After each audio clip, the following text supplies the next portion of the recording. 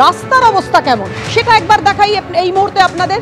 বিরাটিতে দেখুন, যশোর রোডের ওপর বিরাটি মোড়ে রাস্তার একাংশের ভয়াবহ অবস্থা। প্রাণ হাতে নিয়ে এইভাবেই যাতায়াত করতে হচ্ছে মানুষকে।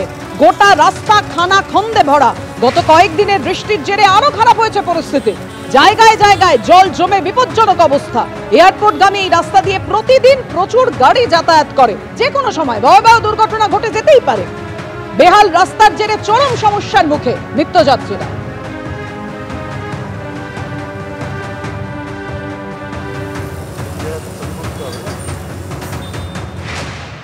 দক্ষিণ কলকাতার প্রাণকেন্দ্র কালীঘাটের ছবিটা কি একটু অন্যরকম? একেবারেই নয়, খানা খন্দে ভরা। দেখুন,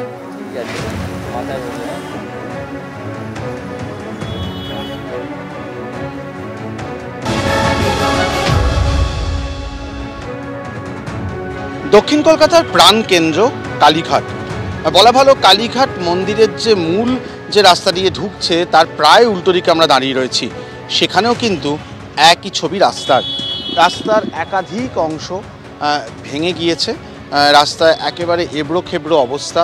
একটা দিকে এই রাস্তার একদিক দিয়ে ট্রাম লাইন চলছে, সেখানে অবস্থা আরও দুর্বিষহ।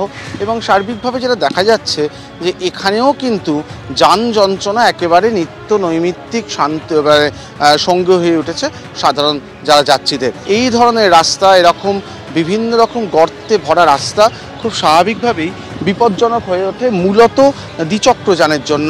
এমন নয় যে শুধুমাত্র বর্ষাকাল বৃষ্টির জন্য এই রাস্তার ক্ষতি হয়েছে। এই ছবি প্রায় 12 মাস দেখা যায় এবং সেটাই উদ্বেগ বাড়াচ্ছে এখান দিয়ে যারা নিয়মিত যাতায়াত করেন তাদের। ক্যামেরায় অভিজিৎ দত্তর সঙ্গে অর্চিত ভট্টাচার্য, এবিপি আনন্দ, কলকাতা। বৃষ্টি কমেছে কিন্তু দুর্ভোগ একেবারেই কমেনি। কলকাতার উত্তর থেকে দক্ষিণের ছবিটা যদি আপনারা দেখেন, একই রকম কঙ্কালসার চেহারা রাস্তার। হাইল্যান্ড পার্কের ছবি রেখেছি আপনাদের সামনে। প্রাণ হাতে নিয়ে এইভাবেই ঝুঁকির যাতায়াত করতে হচ্ছে নিত্যযাত্রীদের। হাইল্যান্ড পার্ক এলাকায় বাইপাসের ওপর বড় বড় গর্ত দেখা যাচ্ছে। মমিনপুরের ছবি দেখছেন। ডায়মন্ড হারবার রোডের হাল এমনই বেহাল।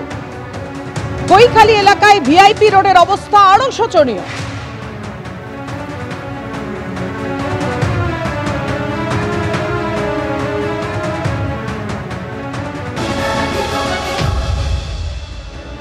ক্রিশ্চিয়ানো রোনাল্ডো হোক বা লিওনেল মেসি, তাদের পায়ের জাদু অর্থাৎ ড্রিবলিং তা দেখতে কিন্তু মুখে থাকে গোটা বিশ্ববাসী, এমনকি বাদ যান না বাঙালি ফুটবল প্রেমীরাও।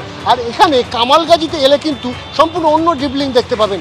এখানে দেখতে পাবেন যে কিভাবে বাইক চালকেরা বা অটো চালকেরা ড্রিবলিং করছে এই পটহোলসকে।